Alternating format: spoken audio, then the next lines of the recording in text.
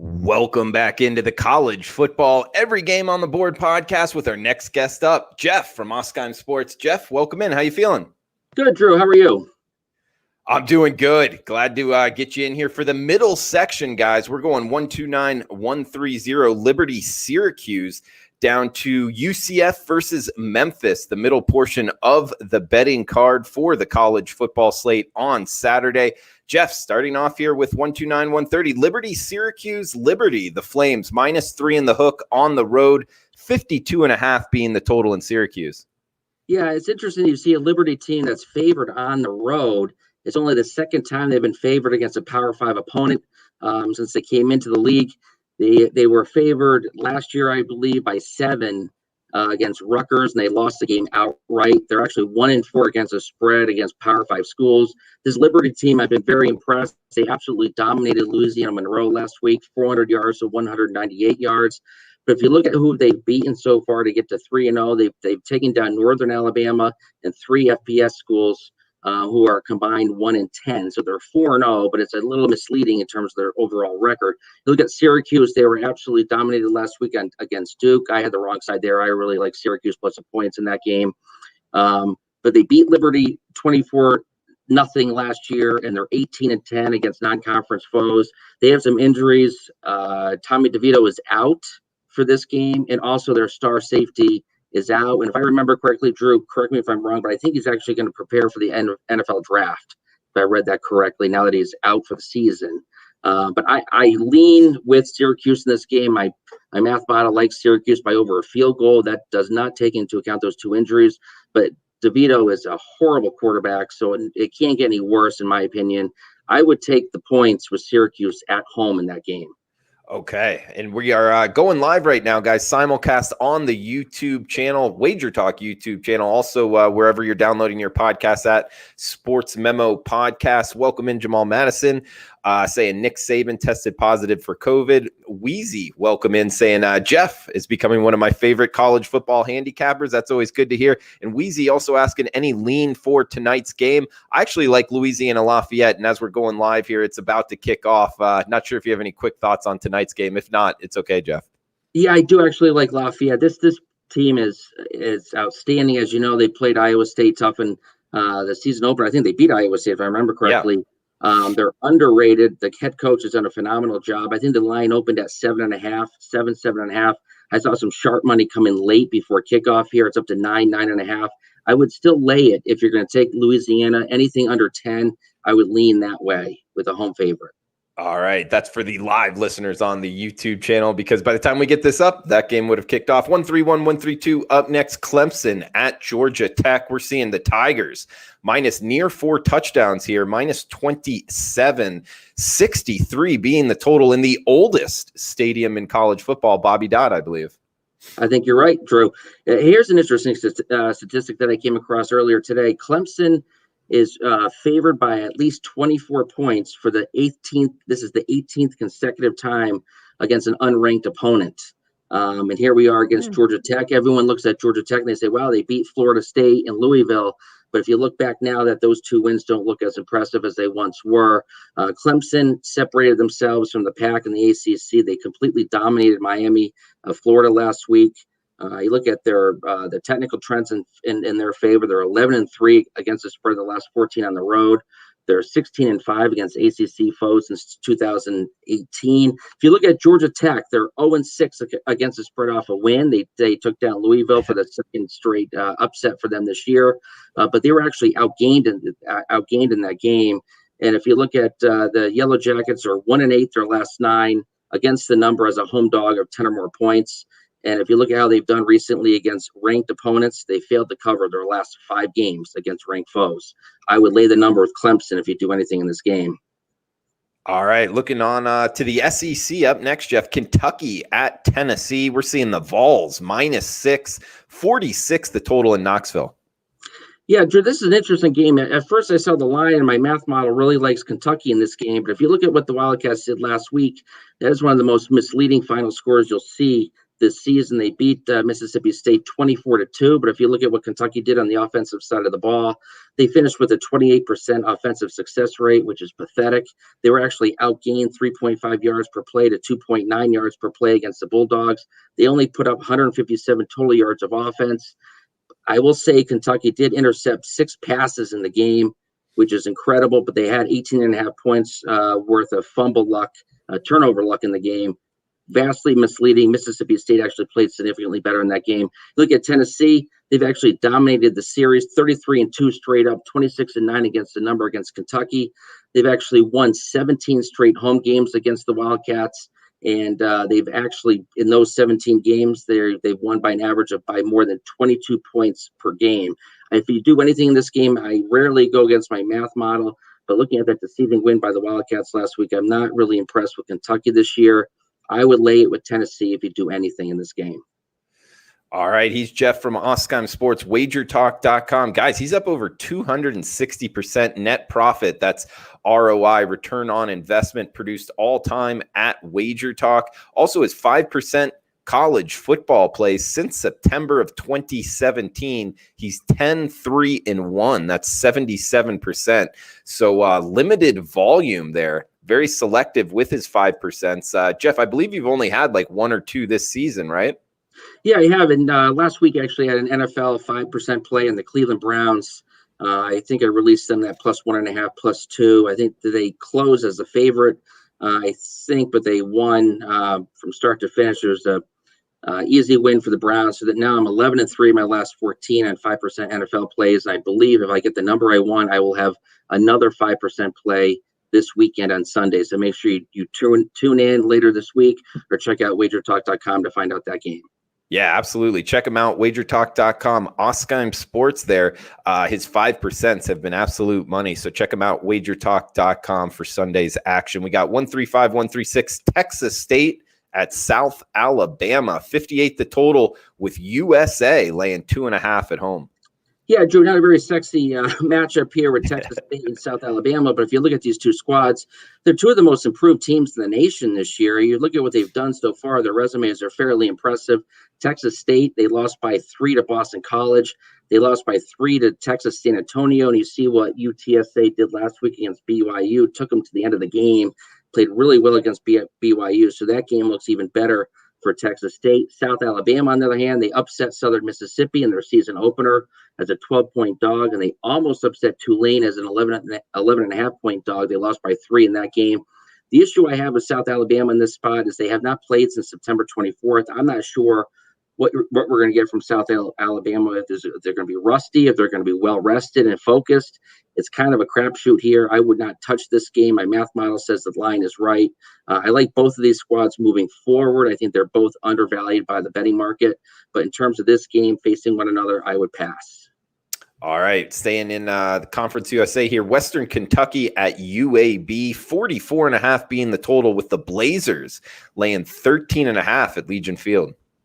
Yeah, Drew, I've talked about UAB in the past. It's one of my favorite teams with Bill Clark, one of the best head coaches in the nation that no one talks about. You see what he's done. I mean, they're off a bye. They're 20-0 straight up and 14-4-2 against the spread at home under Bill Clark. He's ranked 16th in the nation in defensive havoc. He's one of these coaches who really believes in winning the trenches on the defensive side of the ball, and they have a lot of tackles for loss behind the line of scrimmage.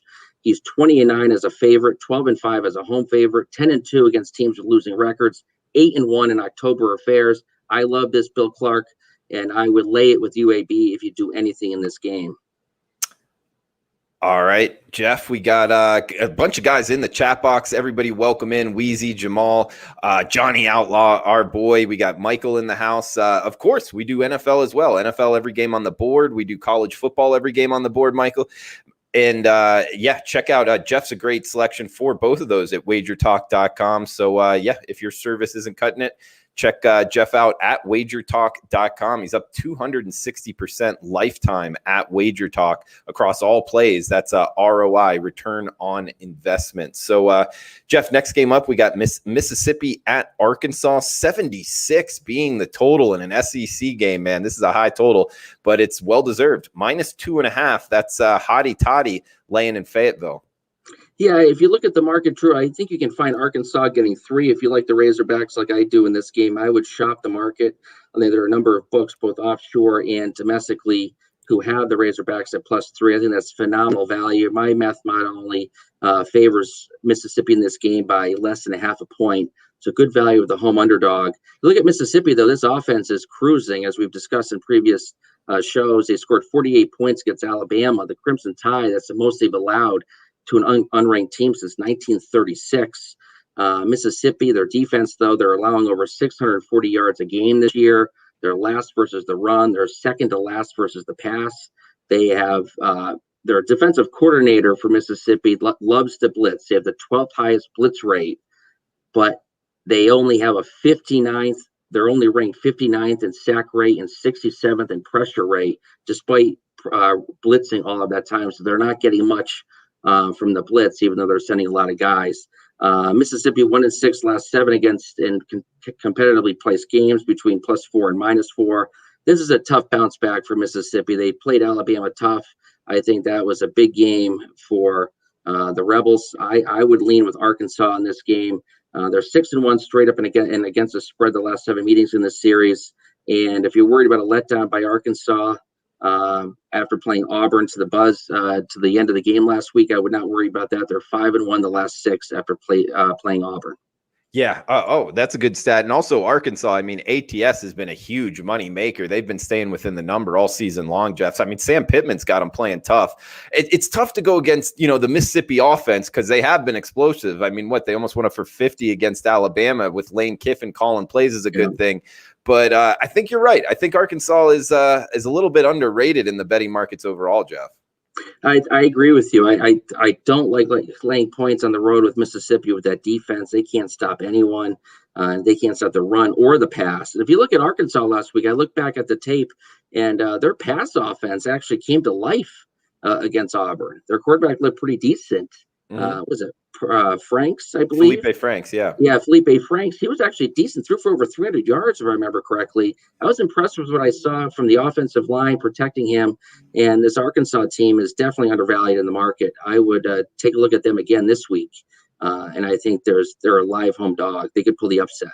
All right, Jeff, and we're going worldwide here. We got Felicia here from the Netherlands joining the show. Love it, guys. Let us know if you're watching really from wherever you are. It's always cool to see different people on different sides of the pond and any cool places in the United States as well. Always love hearing that. Thanks, Todd, for the shout outs here. I'll tell you, we're filming this late. We had some technical difficulties, and I'm actually recording the Ragin' Cajuns here because I'm involved in this one, Jeff, over Coastal Carolina. But we are getting updates, and it's 7-0 Louisiana supposedly. But okay. I don't know. I always feel weird about as a sports bettor when you got action on the game. I'm not sure if you're a DVR guy. But it's almost like you got to put your phone down and go totally silent because somebody's going to let you know the score. You know what I mean?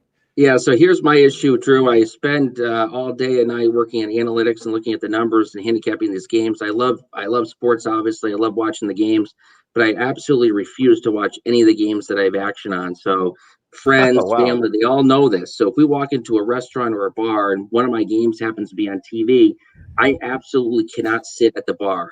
At that bar, I just won't do it. I can't do it. It's too painful for me. It's not good for me. So I don't watch. And what I always say is, your eyes can only lie. Numbers are objective. Metrics and statistics are objective. Your eyes can only deceive you at times. All right. Well, next game up, we got Coastal Carolina, Louisiana Lafayette, which obviously moved to tonight's game in rotation order here. So next one up, 143, 144, Texas A&M at Mississippi State, 54.5 being the total with Texas A&M laying 6 in the hook in Starkville. Yeah. How about Jimbo Fisher? Big win for him. Finally, big win. He got a Fisher win for him. Texas A&M actually coming off their first win against a top 5 ranked opponent since 2002. So I am concerned a little bit about the letdown in that spot.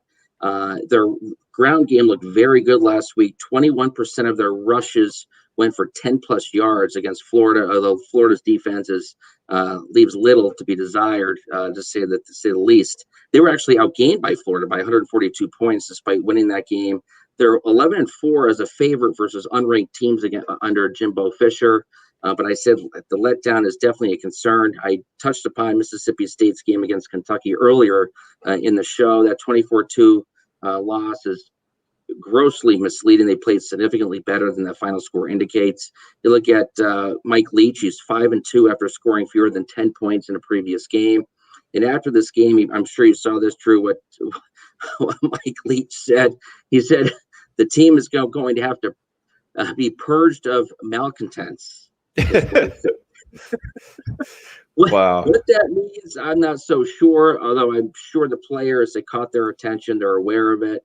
A first-year head coach like Mike Leach, he tends to get the most out of his players, but he was not happy at the end of this game. I look for a much more focused effort by the Bulldogs in this one. I really like Mississippi State plus the points. Really like. All right. Liking the dog there, would you say sprinkle a little bit on the money line? I would. I think they could definitely win the game outright. All right, good stuff. We got Oklahoma State, Baylor postponed, so we'll move down the card here. And a really good matchup in the AAC. 147, 148, Cincinnati at Tulsa. We're seeing the Bearcats -3 or -3 in the hook, an important one to shop around, guys. 44 being the total in Tulsa, Oklahoma, Jeff. Yeah, did that open up at 44? I thought it was 48, the opener, but wow, it's been put down to 44. It moved down 4 points. Yeah, it moved down 4 points. Still has not moved down lower enough. If you look at the unders with the Cincinnati team, they have the 14th ranked defense in the league, in the nation. The under is 13-3 in Cincinnati games since the start of last season. The under is 14-5 in Cincinnati road games. You look at what this Tulsa defense did against Oklahoma State in their opener. They limited Oklahoma State to 16 points and 267 total yards. They recorded 6 sacks in that game. Tulsa, live underdog at home. They're 6-0 against the spread versus ranked opponents since 2018. They're 7-2 against the spread as underdogs dating back to last season. 8-2 their last 10 against the number of an upset road win. Tulsa's obviously entering in off that big win against Central Florida. I think that ended the Black Knights' 21-game home winning streak, if I remember that correctly. So Tulsa, possible letdown, but I think they're going to be up for this game. If anything, I would lean under and Tulsa plus the points. Okay, and it looks like we're ending this section with two really good AAC games, guys, with UCF and Memphis up next. But make sure to check out Jeff on WagerTalk.com. Oskiem Sports up 260% net profit produced all time at WagerTalk. He's really selective with his 5% plays, 10-3-1, 77% on the 5% NCAA football releases. He might have one this week. Stay tuned to WagerTalk.com. Check him out there. We got UCF at Memphis, 149, 150 to end the section. UCF -3 or -3 in the hook in the Liberty Bowl, 73.5 being the total here. For the trend lovers out there, system players out there, get this system for Central Florida that supports them. Game 4 rested road teams off their first loss of the season are 32-15 against the spread versus conference opponents, including 20-5 against the spread off a double-digit against the spread loss. That's Central Florida. That's supported by that system. You also look at what they've done in this series. They're 13-0 straight up in the series, 7-5-1 against the number. They're 10-0 straight up and 7-3 against the number. Their last 10 as a favorite, including 7-1 against the spread as a favorite, less than 30 points following an upset loss. I think Central Florida is going to be focused for this game. As for Memphis, Drew, I don't know how you feel about Memphis. I was generally high on them entering the season, but I don't have a feel for them because they beat Arkansas State in their season opener. Then they had 3 weeks off, and then they lost to a very good SMU team last week. So I don't really have a good feel for this Memphis squad. If anything, with the technical analysis, I would lean Central Florida, but I'm not sure if you have better insight than I do in this game. Yeah, I mean, I like UCF a lot. I mean, that was a surprising loss against Tulsa, but I think that speaks tons towards Tulsa, a team that's played, two of the better teams in the country, really, talking about UCF, and Oklahoma State, and playing them both really, really tough and beating UCF here. And in Memphis, I'm the same with you. I think they're kind of a tough handicap, Jeff, just kind of being – they beat a solid Arkansas State team, but Arkansas State also lost outright by, 3 touchdowns to Coastal Carolina, who they might be good themselves. It's just I find Memphis a very volatile handicap, whereas UCF – you kind of know what you're getting, man. Look at the recruiting rankings. I mean, they're out recruiting Power 5 teams. They are going on the road here, but the trends you said were pretty, strong towards UCF. And sure enough, we've seen UCF open as a -2.5 favorite. Now, mostly 3.5. There are a couple threes out there. And actually, right after this podcast, I was going to do a little finalized research here and maybe run to the South Point, or actually no, I got Circa on my phone, so maybe get down here on UCF at -3, man. Yeah, I think Central Florida is interesting. That loss provides us value. 2 weeks ago, their loss gives us value on the Knights, but also I think they're undervalued by the betting market. I think they're flying under the radar this year. They're better than what the market thinks, and I would keep an eye on them moving forward. They've had 2 weeks now to bounce back from that loss. I think they're going to be focused and win this game rather handily if I had to bet it. I'm with you. And that does it for the section, right, Jeff?